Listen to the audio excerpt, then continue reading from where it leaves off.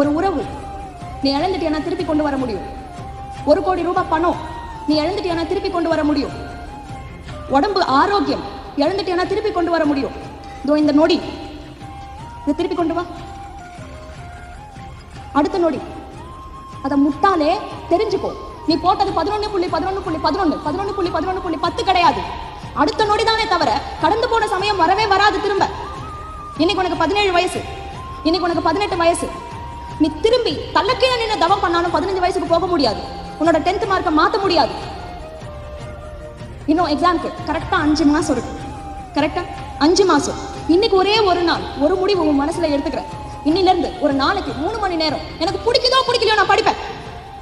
எனக்கு மூடு இருக்கோ இல்லையோ நான் படிப்பேன்.